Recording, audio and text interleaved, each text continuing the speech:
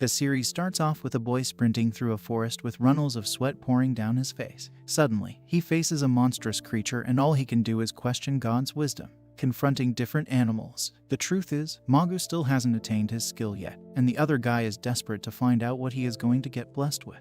The guy wants Magu to join his adventurous party so they would make their livelihood easier with his assistance. However, the girl is against the decision as Magu is going to join her dad's vigilante corps to help them out. Magu is grateful for having received a generous offer and assures him that he will give him a response once he receives his skill. It's finally the day of his coming-of-age ceremony, and like everyone, he will receive his skill today from God. Magu is excited to find out his ability and wonders what he's going to achieve in his lifetime. Some people are blessed with flashy swordsmanship.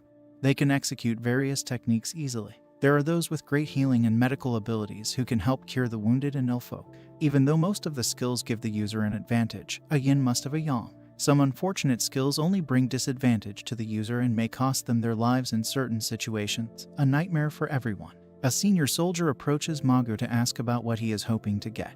And when he replies that he just wants a skill that will help him protect the city, the other instructs him to be a little greedy. However, this was expected as Magu inherited this kindness from his parents and his cheeks blush with pride for being their son.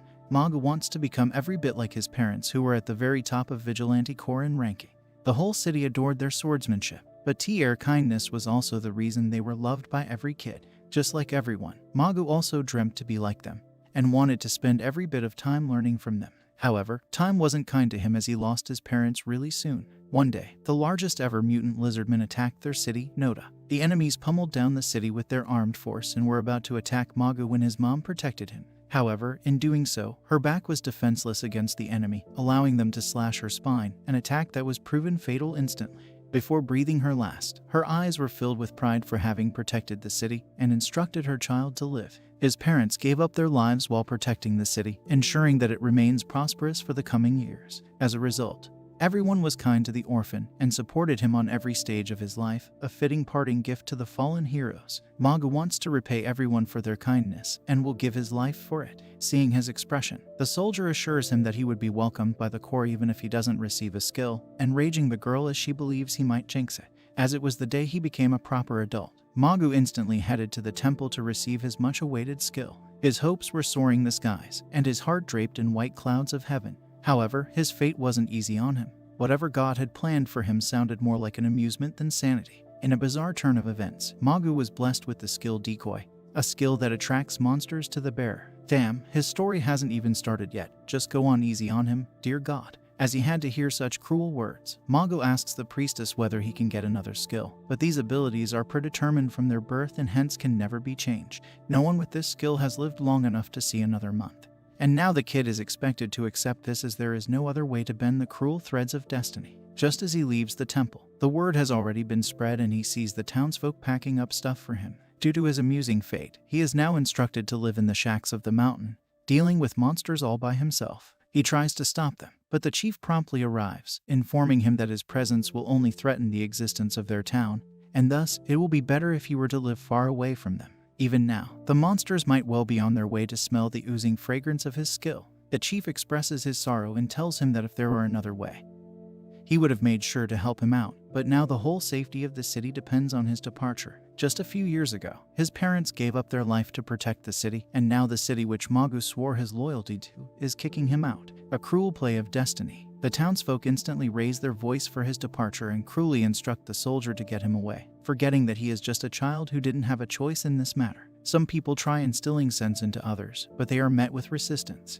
Everyone has turned up against Magu, and even his friends aren't raising their voice for him. He just wanted to repay them, but now everything has turned out wrong, and he is kicked out of the town. On his way to the shack, he is attacked by a dark kobold, and just as he tries to run, he remembers that the city his parents gave their life for will be attacked the next, and he changes his track. He finally reaches the shack, but before he could enter to protect himself, he is hit by the animal. It would be best for him to die, as it would mean the end of suffering, but he hears a voice telling him to live. Since his parents wanted him to continue living, he has found himself fond of life and decides to fight the opponent. Suddenly, he forms up the courage to get behind the monster and stabs them from the back to pierce their heart. Magu knows fully well that it is selfish of him to continue living as it would mean endangering others, but he can't just give up on his life just because fate was cruel on him. He wants to fulfill his parents' dream by growing up to be just like them. Magu squares up against the remaining enemies and bravely fights them off until he starts bleeding. Just as he announces to kill them off, a magical attack meets the monster's faces and arrives a two-horned girl insisting that she would help him out. While the girl has a smile written all over her face, Magu is worried about her as he believes this is a dangerous situation for a young girl like her. He asks her what she is doing in this area, but doesn't get a reply from her. Instead, he gets attacked by the beasts again. Magu wants to do something about the monsters so the others wouldn't be in danger because of him, unaware that fate has something more amusing for him in hand. While he is worried about her, the girl instructs him to clear up the way and suddenly unleashes a wave of magic to knock out the enemy. Magu is amazed that she is so strong despite being so young. Before he could contemplate any more of it, more beasts appear to strike him down, but the girl isn't keen on letting them have their way. She once again casts out a powerful spell, this time knocking them all out. Magu is impressed that she could control wind magic so well before being bombarded by it as well. The girl quickly runs up to his side to check up on him, and is horrified to find him on the brink of passing out. She apologizes for her recklessness, and Magu is surprised to find himself in someone's lap. After opening his eyes, he realizes that he made her worry unnecessarily and asks for her forgiveness. However, he is still worried that the beasts will attack them and tries to look around, but is dumbfounded to find none of them. The girl points out that she knocked them out and now he can rest easy for a while. Magu can't comprehend that such a little girl could kill dark kobolds so easily, and questions whether she is a magician. I mean, you saw her using magic, dog. To become a mage in this fantasy world, one must be bestowed with the mage skill, which allows them to harness mysterious powers, even though she looks so young. Magu believes that she is older than 15 since people above that age can only receive a skill, despite just casting out a spell. The girl informs him that she doesn't utilize any magic. Magu wants to know more about her techniques, but she has something else on her mind, as he doesn't appear to be a bad person. The girl wants to show him something and asks whether he would be interested in a secret in finding out who she really is. While Magu supports himself with the help of a tree to sit down, the girl takes a few steps before shrouding herself in pure light, enough to blind him for a moment. A pillar of light manifests before his eyes, and he is amazed at her power, as even for a non-mage like him, he can feel the brimming light magic. Suddenly, what stands before him is a giant dragon, whose claws are bigger than his body. The impressed Magu quickly pets it before expressing that she feels like a divine beast straight out of a classical play. The dragon is dumbfounded as she has never heard of fantasy tales, and Magu spends the next few minutes explaining fantasy elements to her. The 21st century storytellers will be so proud of you, Magu. After being told how dragons are depicted in the stories, she comes to realize that perhaps it would be better to call her a sacred beast. She transforms back into her human form and informs him that she doesn't like being called a dragon or some beast, as they are too generic to shroud her majestic grace. She wants him to call her by her real name, Loa, and in exchange, Magu introduces himself. He would love for her to stay around and talk with him, but since his skill won't let him rest, he wants her to leave to protect herself. Loa doesn't like being ordered around, as someone of her caliber couldn't be threatened with the mere existence of some bugs. With a pouting face, she informs him that those petty insects can't hope to hurt her even in a million years. Magu tells her that he is just worried about her, as being here would mean wasting more of her time. Still though, he expresses gratitude for helping him out. She bluntly turns his request down before revealing that she finds his voice attractive. She finds herself a moth to the light of his voice. Magu is confused that someone could feel attracted toward a person's voice,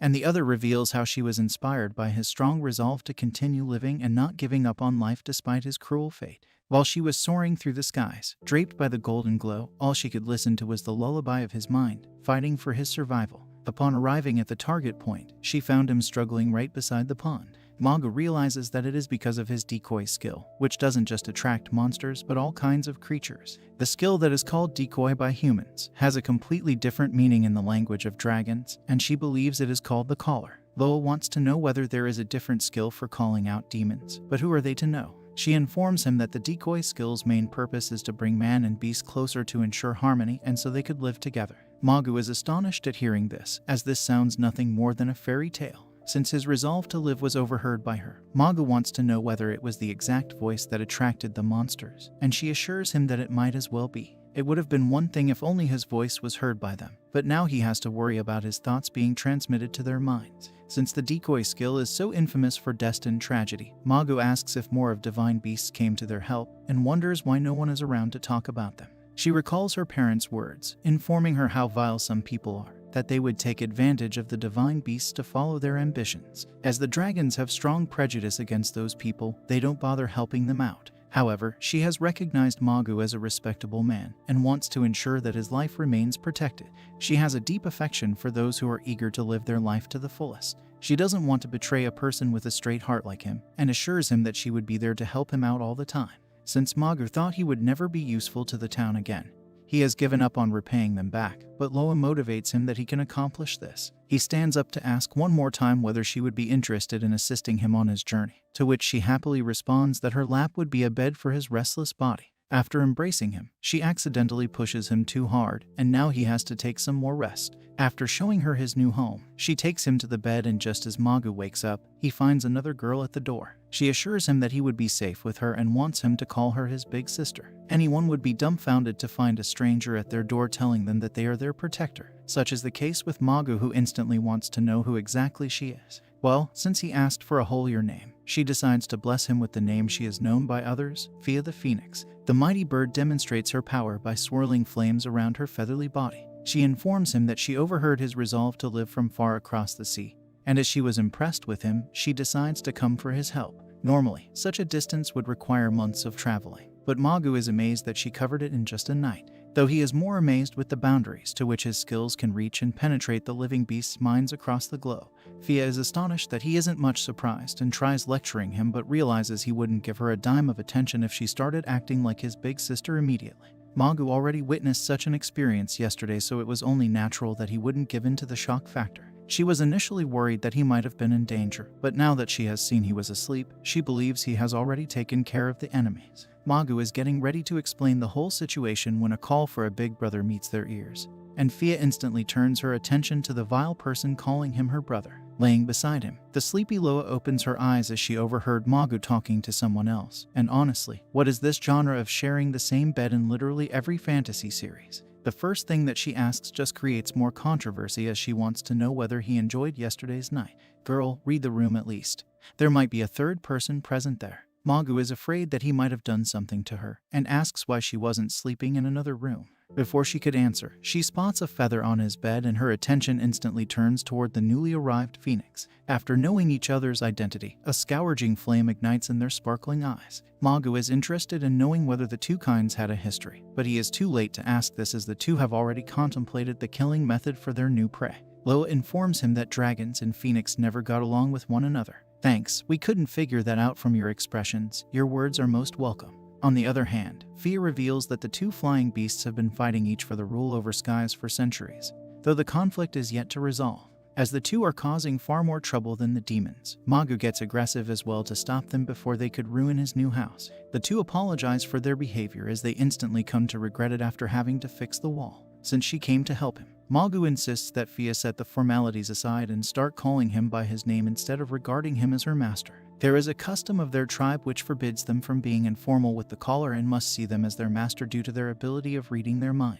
Fia shows great interest in helping him on his journey thanks to his kind and strong heart. Though before she could express herself fully, she is eager to find a way to get rid of Loa, since it makes her unable to concentrate on his safety. Instead of hearing her out, Magu reveals how scared he was due to this skill, but now that divine beasts are on his side, he believes that he can live to his fullest. For this very reason, he wants to be a bit selfish and asks them whether the two can cooperate for his sake. Unlike her other fellows, Loa isn't as hot-headed, and she will even put up with a flame chicken if the situation demands. Fia doesn't want to back off now, especially since the Sky Worm agreed to live together with her now and decides to comply with Magu's request. Magu is ecstatic to hear their answers, and since it is morning, the three start preparing breakfast. They have enough food on their hands for now, but Magu worries that they will run out of the supplies soon and wants to gather more before they could find themselves hungry again. He is familiar with the area enough that he knows which part vegetables grow in, but they still would need to secure a proper field for growing food and a well. The three decide to go out after breakfast, and even though they had thought it would be easy initially, Magu found himself tired very soon. The carriage is just too heavy to be dragged on by a skinny dog like him, but he still doesn't want to ask for the others' help, as he feels this is the bare minimum he could do for them, especially since they protect him from wild animals. Fia is worried about well-being as his wounds haven't healed up yet, and her eyes instantly express the pity she has for him.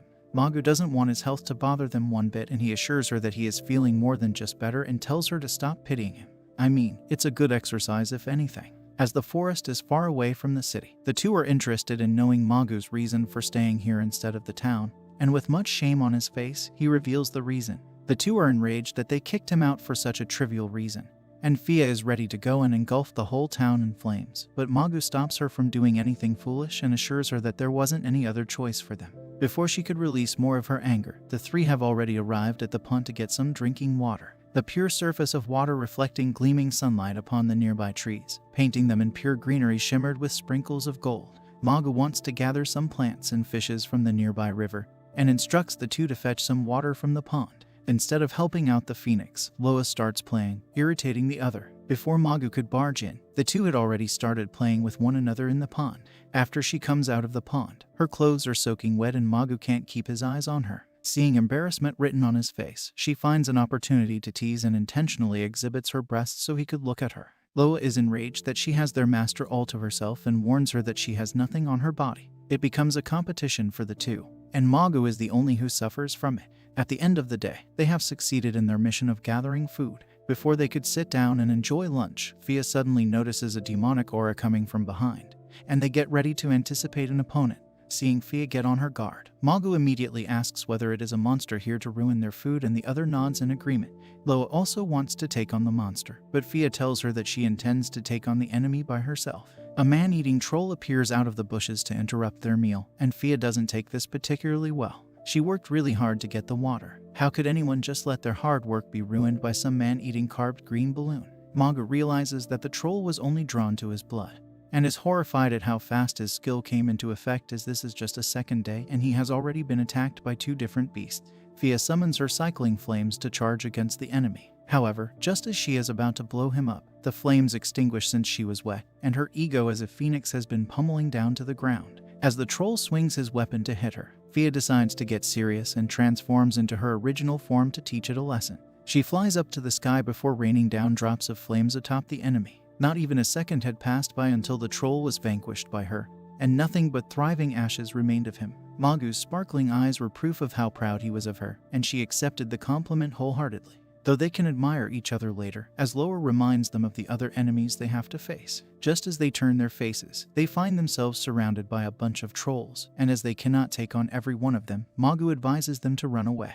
If it was him alone, he would have long been dead. But thanks to the two of them, they not only managed to protect him, but also took care of the food on their way back. Even though they went through many difficulties, the group has learned one thing: they always get in trouble whenever they go on the road. Magu proposes that they sort out their problems before they could try to collect food and spend their day without a worry. Since demons are their first priority, Loa wants to go out on a hunt and get rid of them altogether so they can roam freely. The other two are startled by her statement and ask whether she is being serious. She admits that getting rid of them completely would be next to impossible, but knowing the extent of her own power, she can make their numbers significantly less. All she would need to do is to take a few rounds of the mountain in her dragon form to fend everyone away. Fia doesn't approve of this idea, as she believes this is a sign for dragons to assert their territory somewhere, and Loa would need to remain here for the rest of her life. After hearing her explanation, Magu also seems to disapprove of the idea, but Loa assures them that it wouldn't be a bad thing to remain here on the mountain as long as she gets to spend some time with Magu. Even if he were to go away as he is destined to, she is already fond of the forest, and the lush trees just give more joy to her solitary life. Moreover, just because this mountain is her territory doesn't mean that she can never leave this place. She is free to head out wherever she desires. I mean, they are just talking about the future right now, but if she were to spend the next years of her life with Magu, it wouldn't be a bad decision to make this house her home for the rest of her life, even after Magu departs. Magu is in awe of her honesty, and she instructs him to start treating her as an adult now that she has decided on this place to be her territory. Fia doesn't understand why a little girl such as her would love being treated as a grown-up, but Magu stops her as it may spark another conflict. It's time for them to enjoy the lunch they protected from the trolls, and Loa is impressed that humans are blessed with culinary skills that allow them to eat various delicious foods. Magu assures them that they would get to enjoy much more with time and asks what they used to eat up till now. After they respond that they were just satiating their hunger on raw meat, he is disappointed, but understands their situation. Once they are done eating, the two want to know their next assignment, and Magu informs them that they are going to make a field now, since they will grow vegetables on this field. Fia proposes that they just gather the ones around the forest, but Magu informs her that he wants to reduce the risk of being ambushed by demons. It will be much easier for them to have a field for vegetables. and it would prove efficient, as they wouldn't have to mindlessly roam the forest for food. Fia and Loa don't understand much of his reasoning since they had only been feeding on raw meat. But since they find humans curious, the two welcome the idea of helping him out with making a field. Magu just needed their approval, and he reveals the seeds he had been carrying with himself and instantly gets ready to plant them. Loa is fascinated that he knows farming, and the other assures her that he helped out the townsfolk many times. Yeah, the whole idea sounds nice, but where are they going to get water from? That's what strikes him the most. It would have been one thing if there was a well nearby, but they would need to build waterways to avoid struggling to fetch water every day. Wells and canals can't just be built by themselves, but Fia assures him that they have enough time on their hands to create one by themselves. After getting motivated by Fia of all people's speech, the three depart to work. Loa heads out to exterminate the demons while the other two get ready to plow the fields, as they will be in the mountains for a good while. Fia gifts Magu with a sword to keep himself safe. After taking it into his hands, he is enthralled to find it so light. She informs him that even though it might not fly, it will move like a feather, slicing through the foe's bodies. Magu doesn't think that she should be doing this much for him, but she has enough reason to trust him, especially after he helped her in the fight against trolls. Loa returns quickly to lift them up in the air and annoy them a little. Magu resolves to repay them by helping them out with various chores, since he can't be as efficient on the battlefield. The following day, just as he wakes up and goes outside, he is dazzled to find a well built by a perfectionist. If a well appeared out of nowhere, that could only mean one thing: he's under the illusion of a devil. He quietly checks up on the well and wonders whether he can drink, tempted by his thirst. Before he could taste it, a voice called out to him from behind the tree. What he saw was a gorgeous woman surrounded by bloomed flowers, as if she was on a pilgrimage to the heavens. She asks whether he is the one who used his color skill to summon her, and all going through Magu's mind was her beauty. He couldn't believe that his skill was so powerful to summon even the likes of her. Even though he was startled at first, Magu still believes that he has pretty much gotten used to these surprise visits, else he would be on a run right now. After introducing himself, the girl reveals that she is a water spirit, Mara. Though she calls herself insignificant, she has done enough for Magu for him to be indebted to her for all of his lifetime. I mean, in what world do you see someone building up a well without expecting anything in return? Since she could hear his inner voices, that means she must be a sacred beast as well. And the girl reveals herself to be a sacred beast from the Kelpie tribes. Kelpies are divine horses that reign over the underwater, and even monstrous waves could do no harm to them. Up until now, Magu believed all fairy tales to be nothing but myths. However, since he has already met two of the divine beasts, he doesn't doubt her comments and asks what she is doing here in the forest. Ni reveals that her tribe has an ancient rule of going to the callers' help whenever they ask for water. Since his thoughts only revolved around the waterways, she came here to assist him with building a well. Magu is stunned that she could hear his thoughts all the way through the underwater and is lost for words to express his gratitude. Seeing his expression, the other assures him that he doesn't need to apologize for it, and instead, she is happy to help such a hard-working fellow like him. Although, she would love for him to take care of the wealth properly since she created it with her hard work. Anyone creating a well in just a single night has to be a pro, and Magu wants to know whether she has a secret recipe for building it. In response, Mara demonstrates her water magic by summoning a small whirlpool, and tells him that she could bend the water to her will. Since they rule the underwater, manipulating them is no big deal to her, and she only messed with the water here to make a well and purified it so everyone can drink from it. Magu is still not over the complimentations when the other girls arrive to find a Kelpie there. Fia is ready to throw hands while Loa is delighted that another divine beast has joined them. Loa had already met her a long time ago, but Fia seems to have a history with Kelpies, considering how bitter she is at her arrival. Somebody tell me, why are these sacred beasts all girls? Anyway, it's time for Fia's rants.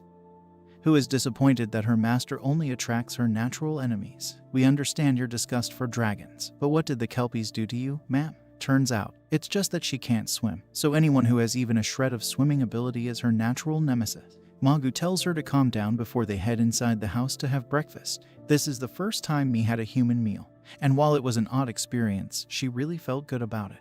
Just 2-3 more tries, and she will be hooked completely. Now that they have the whole day at their bay, Mi wants to know what they would be doing, and they have already decided on planting the field, seeing Loa planting the seeds instantly.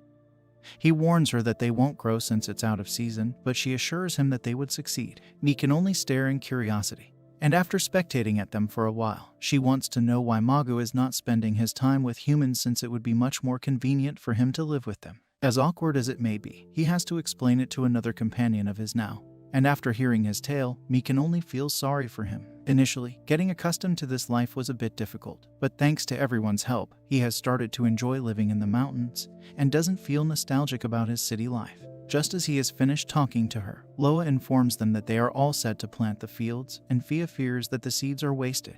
Magu went to great lengths to get these seeds, and if they were to ruin them in just an instant, it would break his heart. Nonetheless, Loa assures them that she has everything planned out and casts out a spell. Much to their amazement, the seeds sprout out, heralding the birth of small leaves out of the tiny seeds. After a few seconds pass, the plants have fruits hanging around in them, and everyone compliments her magic abilities. They never expected her to have the kind of control on Earth, and she reveals that she has inherited some powers from her grandpa, who was a terrestrial dragon. They can discuss her abilities later. For now, it's best that the four enjoy the fruit, and they all take a bite of the new delight. They can only display their faces in awe, and she informs them that Mara played a heavy role in planting these since she needs a lot of water to execute this magic. Even Fia has set out her grudge aside as she now considers her a worthy ally. I mean, there is nothing grander than an ally who could help you with food. Since Loa's ability meant that they can eat more food, Fia proposes that they plant more, and Magu decides to plow more land so they can have a variety of foods to feast on.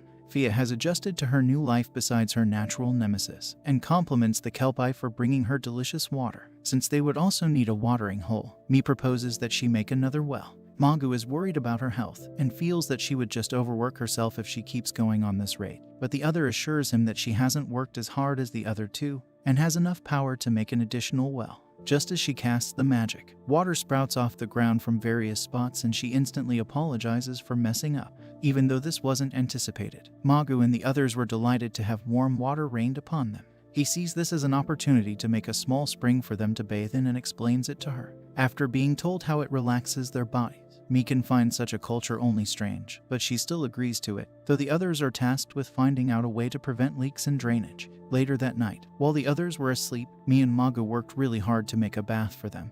And when it was ready, she asked whether it would be okay to spend some time in his house. Since young Kelpies need to gather experience, she sets out on a journey to help him and explains how difficult it is to handle her power. As this mountain is the perfect playground for her to train on, she wants to practice here for as long as she can. She was expecting him to contemplate on his decision, but when he instantly agrees on letting her spend years here, she is taken aback. As the gazing moon drifts across the wondrous sky, Magu recalls all their assistance, and she assures him that he is doing more than what they expect of him. While they return to the house, an assassin has found out that Magu is still alive. In the village, elders have gathered at the chief's residence, and they all seem to worry about the decrease in demon sighting.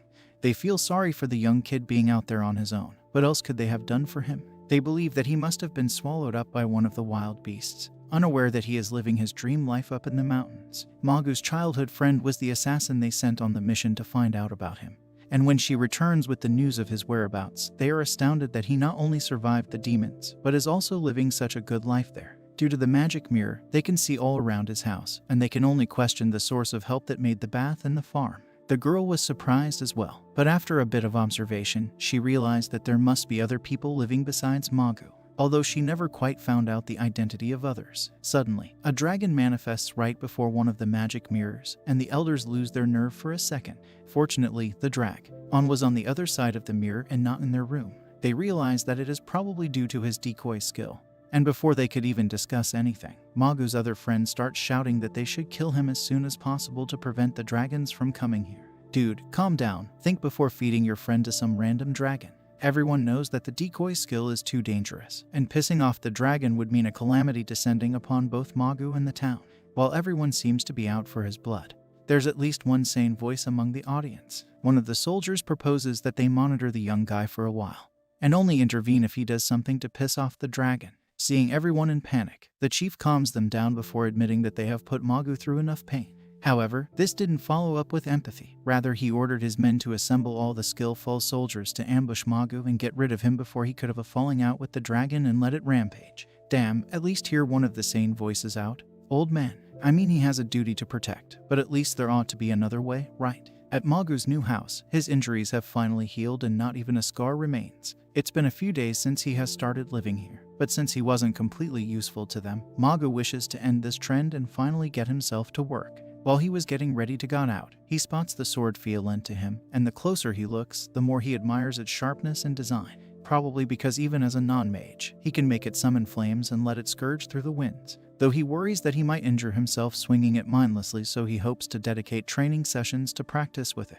While he is admiring the lightest iron, Loa is quietly peeping on him, and when he faces her all, he is surprised to find the pouting look on her face. He instantly realizes that she has something to say, and the other reveals that she wished to give him something meaningful as well. Manga assures her that she doesn't need to do anything for him, especially after she saved him from the beasts, but she reveals that it is part of her dragon tradition to bless the callers with some of their powers. Just like Fia, she also wants to offer him a part of her power to show her sincerity and earn his trust. This certain tradition was born when the first caller made his appearance. She starts explaining the ancient history to him about how the first caller stood against the demon lord, alongside the divine beasts who blessed him with their power. Upon defeating the demon lord, the first called also died due to overworking himself, and that is precisely the reason why Loa tells him to not use her power for defeating anything. Since she fears that something would happen to him after defeating an enemy, she wants him to utilize her power only to defend himself. She gives him a dagger, which he happily accepts and promises that he will use it to defend himself, though if the occasion demands, he would need to use it to defeat the opponent.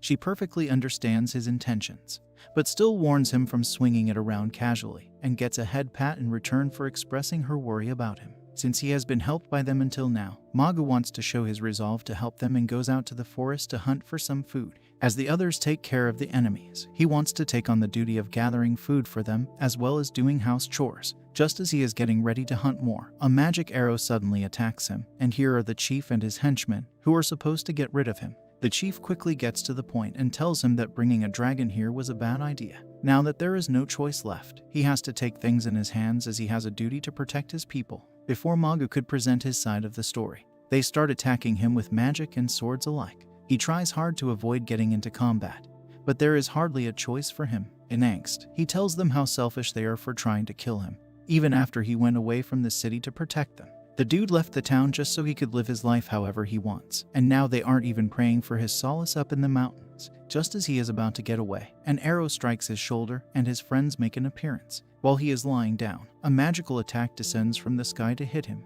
Magu isn't just gonna sit idly by and let the magic fireball gulp the spine out of him. After standing up, he unsheathes the sword Fia gave to him and asks for her power before slashing down the magic attack. After slicing it in two, he is amazed this sword enables him to destroy powerful attacks, even though just a few days ago he had no defense against these powerful spells. The chief resumes his attack by casting magical projectiles in his direction. As this is a water-based spell, Magu didn't stand a chance against Fia's flaming sword, so he had to pull out the dagger Loa handed to him. Thanks to the dagger, he once again protects himself from the opponent's attack. This old geezer is really beefing with a child. After avoiding all the attacks, the town chief is left speechless at such a demonstration of defense. He is astounded that a random kid managed to evade attacks that even mages and wizards have hard time coping against. He wants to know the source of his power, and Magu responds that this is the exact same skill that they feared. He got this much power thanks to the decoy skill which he was kicked out of the town for. After hearing that he got power from other people, the chief's worries rise further, and now he is dead bent on getting rid of Magu as he believes him to be a danger to their existence. Since he was able to evade their attacks, Magu feels that if he were to utilize his magic even better, he might as well get away from them.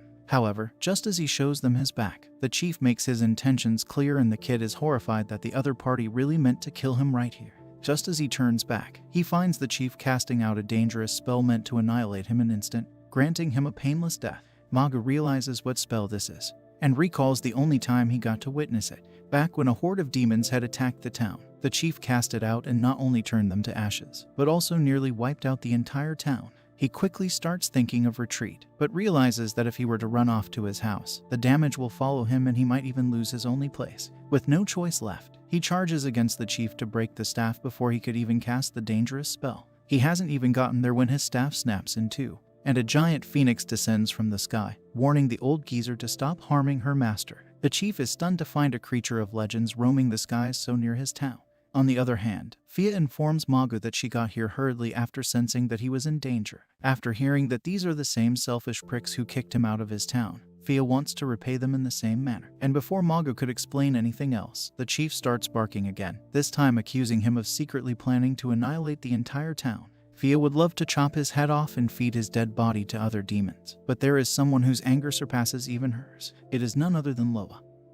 who is furious that they not attacked her territory, but also threatened her master. She wants to know why they are here, to make them open their minds, and after the chief reveals that he was simply here to take Mago away, Loa could perfectly hear his thoughts of killing Mago. Loa hints that there is a secret purpose behind God giving humans decoy skill, but the chief isn't familiar with it. Mago has never thought about it either, and Fia reveals that the importance was forgotten with time. And now, there is no human to even remember why it was bestowed upon them. Loa tells them that the reason humans were blessed with this skill is because they could communicate with different divine beasts and unite them. It is said that a human with this skill is born before every greater calamity, and it is the strongest skill one could ask for. She is disgusted at the elder's lack of knowledge. I mean, if you were to pick a fight with a little kid, at least know why you are fighting in the first place. Anyway, Mago has had enough of them, and doesn't want them bothering his life in the mountains anymore. He wants to continue living there as it would mean the safety of the town as well. Hearing his side of the story, the old geezer finally sculpts some sense into his brain and apologizes for blaming him for everything until now.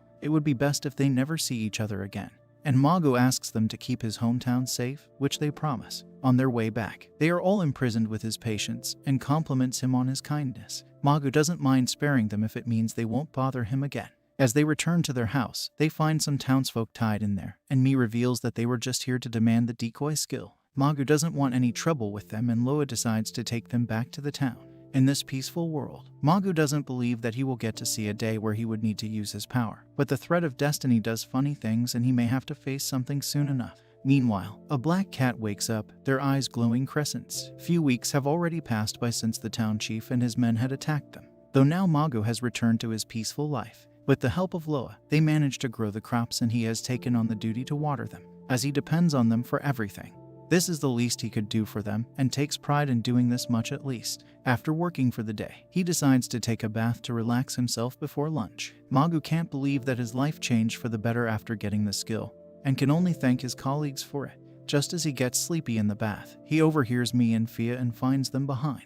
Mago is embarrassed that the two are there to see him naked, and he quickly tells them that males and females have separate baths. The other two explain that they got themselves wet during their training, and now Mi wishes to take a bath. Mago respects their privacy and quickly decides to leave the two, but Mi stops him, blackmailing him to take a bath together with her. He doesn't have any other reason to turn them down, and now he is trapped there with them. Fia assures him that he doesn't need to worry, as she has already learned her lesson, and now her towel is thick enough to prevent her body from being seen. If they have done their homework properly, then Mago doesn't need to fear much. Suddenly, Loa arrives from hunting, and seeing as they are all taking their sweet time to relax, she wants to join them and instantly jumps out of the sky. As she was in her dragon form, she didn't have anything on, and Mi and Fia forced her to cover herself in a towel despite her attempt to refuse it.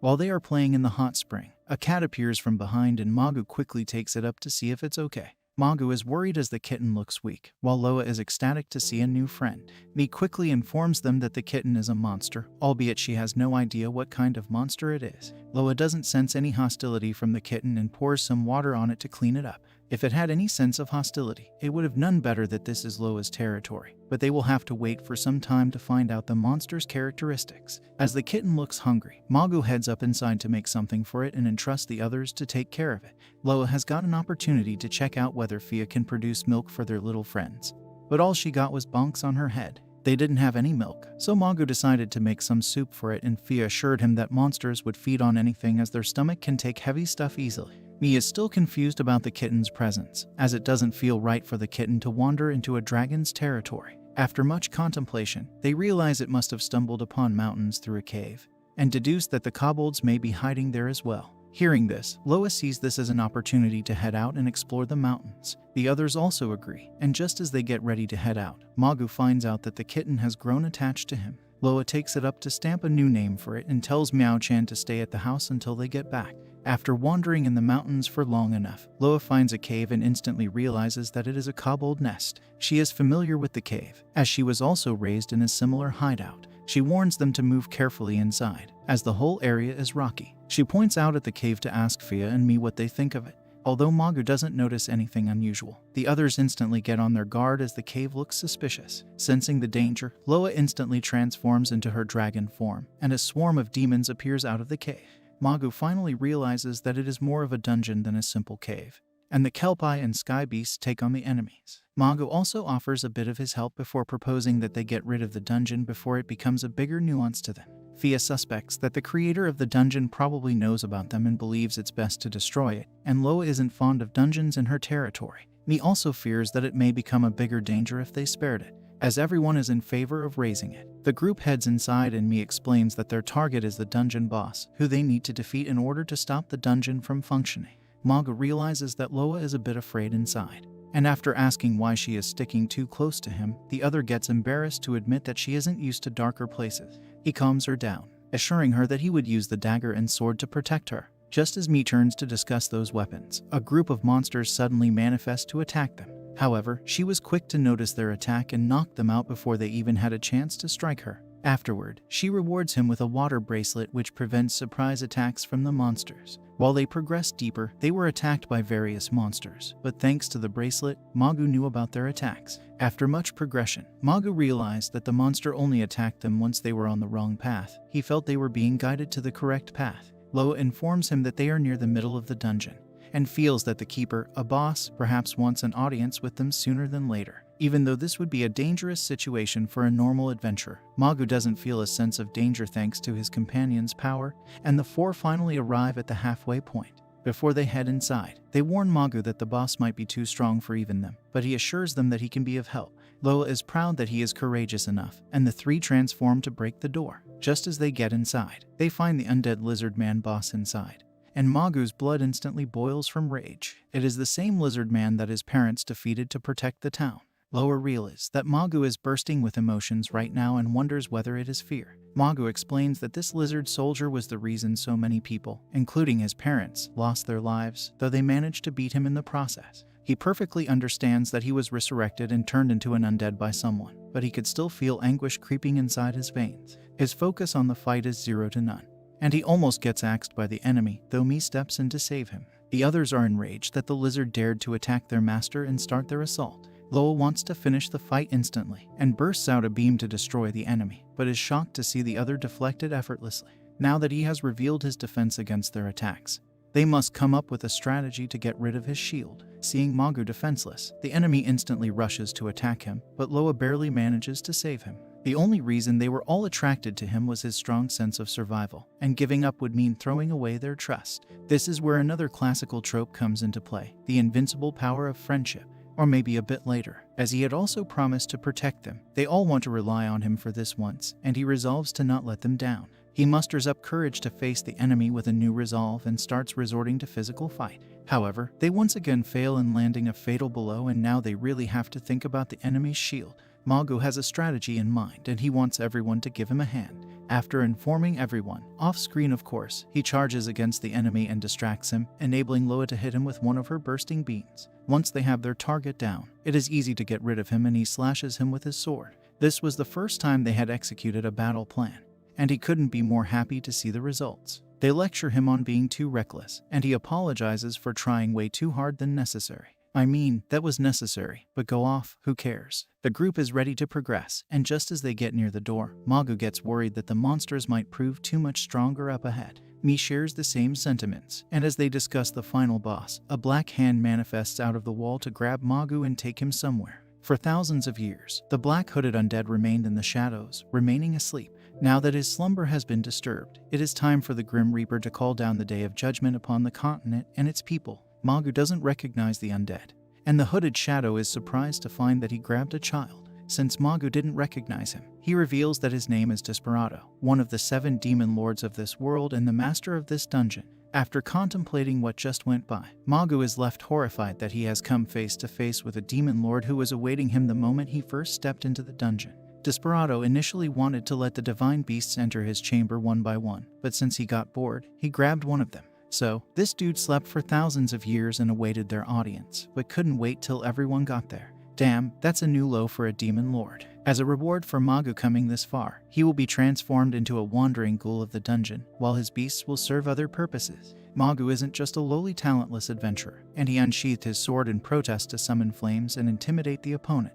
My man, you are beefing with an undead demon lord. That's not someone you try to scare. Desperado is impressed that he wields the power of beasts, but is also disgusted since this power reminds him of an opponent in a distant past. Seeing that he slashed off his attack effortlessly, Magu is shocked but quickly gets himself into the position to make a run through. Even though he has been practicing these attacks, he still can't get hold of these powers completely. Since the opponent's attacks are too quick, he decides to pull out the dagger, even though it was advised not to, though he can apologize for it later on. A glimpse of the dagger reminds the demon lord of a painful memory, and he seems to know a secret about the dagger that Magu is currently unaware of. Since he had already fought off a caller once, he asks whether Magu is the current beast tamer, but such a term is news for Magu, and he doesn't answer anything. Instead, he closes the distances to jump and stab the enemy. Surprisingly, the dagger manages to wound and irritate the demon lord, who now wants to chew on his meat and drink his blood, a fitting breakfast after eons of slumber. He quickly uses his scythe to attack him, but Magu barely saves himself from any fatal wound. The air surrounding his body is made up of magical density that protects him from any physical and magical attack, although there seem to be special exceptions. He used to take great pride in having this defense until he faced the first caller, who obliterated his kind with divine beasts and their powers. As he was injured from the fight, he only had the choice to go into a deep, undisturbed slumber to recover himself. He is furious that another caller has appeared, and is dead bent on getting rid of him before he becomes a threat. I mean, he is already a threat to you, but go off. Magu has grown tired of enduring against him and is about to pass out when the enemy casts out his most dangerous spell. Desperado unleashes a black hole that is constantly raining down drilling projectiles on his body to pierce his skin and shatter his bones. Before any of his attacks could pierce him, Magu wants to run away to avoid getting injured and reunite with the others. However, once you are in a fight, you hardly get a chance to get away. The adrenaline rush kicks in, and despite the exhaustion, he musters up some energy to hurry and run away. While he tries to search for a way out, Desperado feeds on his despair and hopes to entertain himself more by watching him succumb to anguish.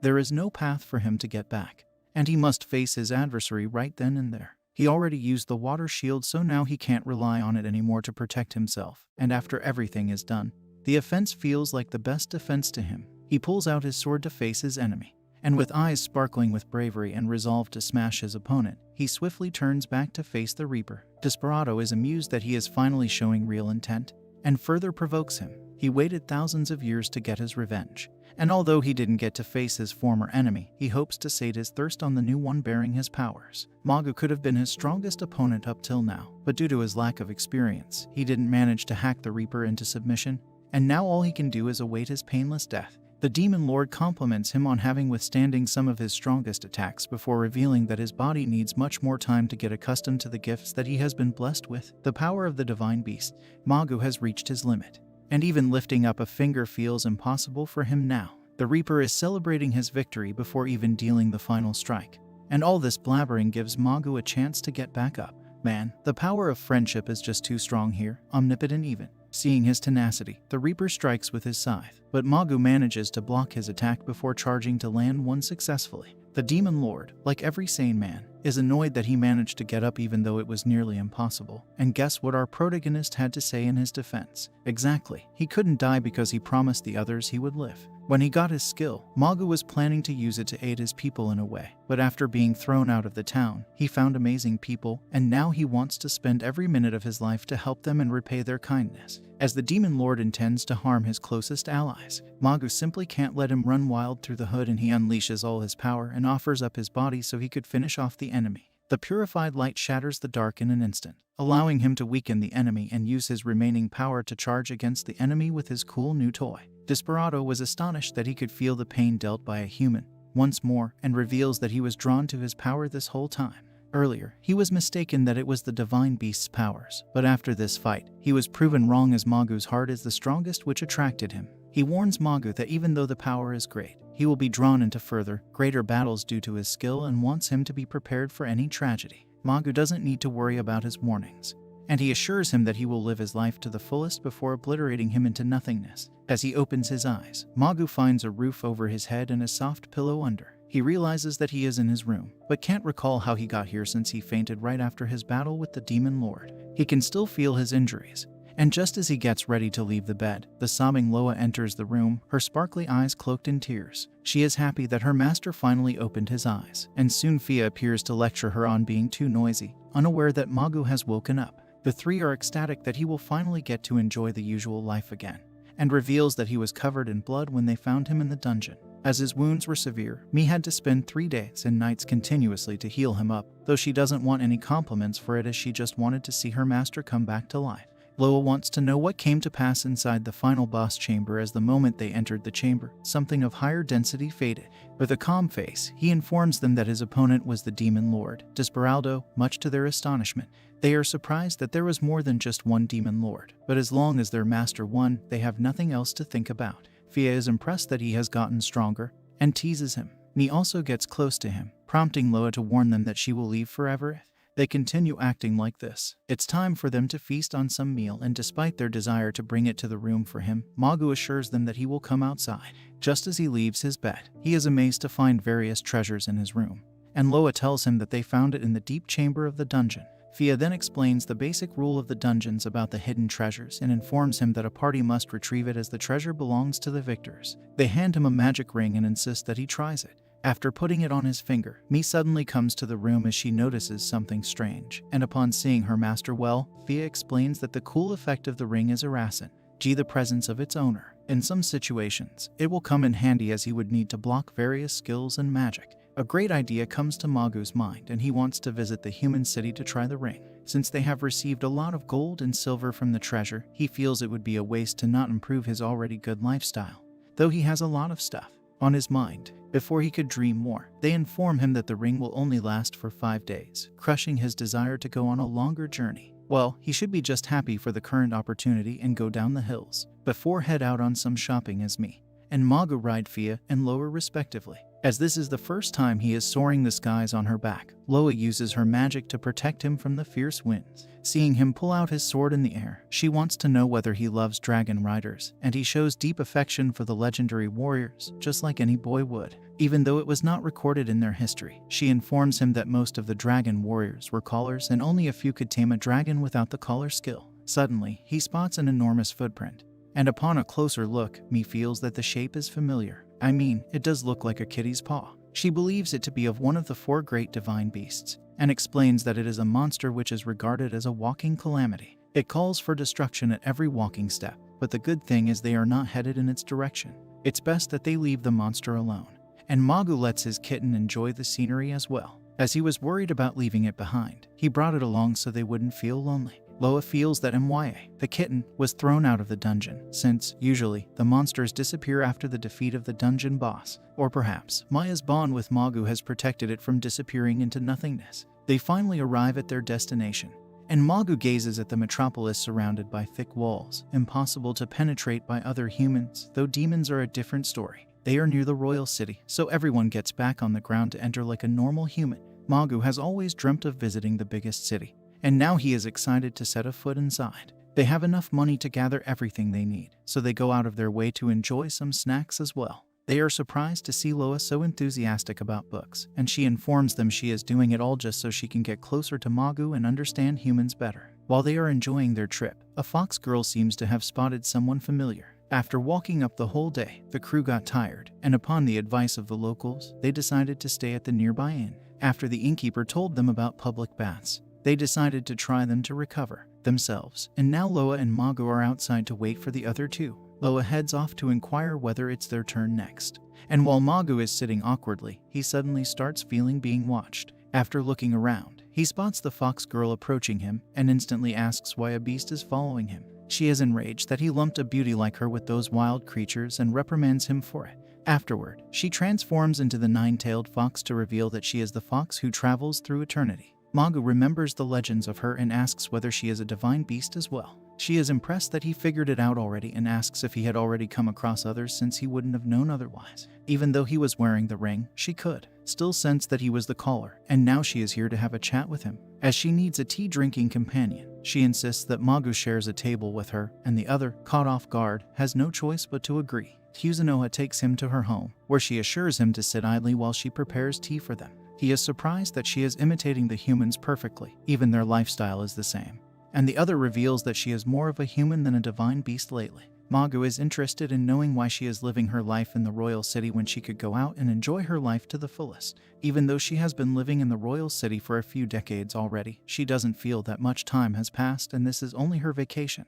Once she gets bored with this lifestyle, she would wander into the wilderness once more. She pours him the green tea, which, according to her, contains the taste of her hometown. As much as narcissistic foxes can be, even she knows that things will get boring if she only talked about herself. She is also interested in knowing Magu's side of the story, and he explains everything that had happened until now. She admires his courage for having thrived in conditions where most would have given up before they could share more of their tales. They are raided by the other three, who are looking for their master. After the misunderstandings are all cleared up, the group enjoys the tea together, and Kuzunoha is amazed that he has already found 3 beasts. She believes that his story is going in the same direction as that of the original caller, who tamed multiple beasts as well. Her master was also one of the divine beasts who served him, and Loa instantly wants to know whether it was the celestial dragon. Silly child, a fox never serves a dragon. As the current head of the Oriental Beasts, Fia asks whether it is okay for someone like her to live among humans. Apparently, she had a falling out with her master, and now she is on a runaway from him. She is interested in taking them to a certain place, and they arrive at a magic shop. She informs the shopkeeper for a genuine grimoire, as she feels a talented caller like Magu will use magic with the aid of a grimoire. Loa informs him that a grimoire is much more than a simple book, it's a magic tool in itself. After choosing the grimoire, Kuzu informs him that it won't function immediately, as it hasn't been used for more than a year. They will have to adjust it to work properly, and the group gathers around to pour magic into it. Since she can't wait for too long, Kuzu pours out too much, interrupting the balance. She is too stubborn to listen to others, and before they could stop her, things go out of control. After realizing she has made a mistake, she quickly throws it away, almost causing it to explode. Fortunately, she stopped before things could get worse, and admits that her focus was too strong to notice she poured in a little too much. The shop owner is worried, and reprimands her for being too careless, and Kuzunoha defends herself that it was necessary in order to awaken the useless grimoire. Thanks to her efforts, it can start functioning properly once more, and Magu will be able to use magic.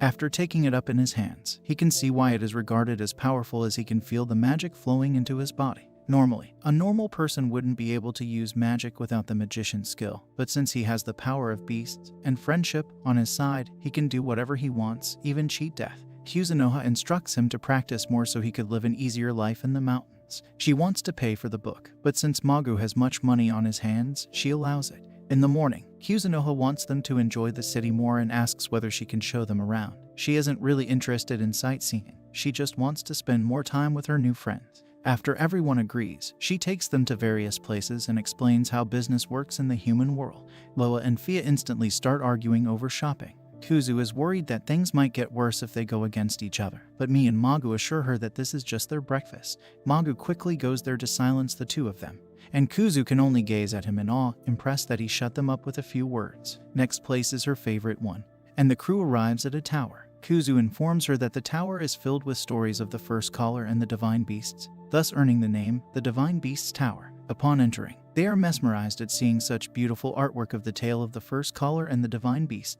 The reason why the story is accurate is because the original caller and the divine beasts drew everything in their free time so they could pass down to future generations. After arriving at the top, she shows them a big eye, revealing that it's the eye of the demon lord which the caller defeated. Apparently, they can read their fortune by touching the eye, and Kuzu is assured that she won't have to face any misfortune for a while. Just as they are getting back, Loa notices that the eye was misty for a second, but shrugs it off as mere imagination. As Magu turns away, the eye hints at a forthcoming misfortune. Magu thoroughly enjoyed visiting the tower, but they are hungry now and want Kuzu to take them to some hotel. On their way, they overhear emergency alerts, and after inquiring about it, they are informed that one of the 4 imperial beasts, Behemoth, is on his way to topple the city. They are surprised since they saw the beast heading in the opposite direction earlier, and suddenly, Kuzu starts sweating. They all realize that she has done something, and after asking about it, she informs them that the pillar of light from the grimoire probably attracted him, as beasts tend to feed on incredible magical energy. It mistook the light for his food, and now cometh the calamity at their feet. Magu assures her that it is not her mistake, and tells her that they will help her in subduing the beast. The group comes up with a plan, and Loa and Magu are instructed to buy some time while the others prepare an attack. After they get right on top of him, Magu instructs Loa to shoot him with a beam of light, and just as they were about to celebrate their victory, Behemoth surprises them by emitting a barrage of bullets from his hardened back. After a bit of contemplation, Magu realizes that they will never wound him if they solely relied on Loa, and directs her to get close to the beast so he could land on his back and damage his back. He succeeds in getting to his destination, and stabs him with his magical sword, stopping the bullets. The others arrive in time to subdue the enemy, but Magu notices an uninvited guest approaching them. They all look toward the newly arrived beast, which seems to be a winged serpent. However, the moment they see a stream of glowing red eyes, they realize how much danger is approaching the city. A sea of monsters are on their way to pummel down the city, and after the winged enemy gets nearer, only then they find out what it actually is. It is none other than Quetzalcoatl, not the one from Fate's series though, the Sky Serpent, and one of the 4 great imperial beasts.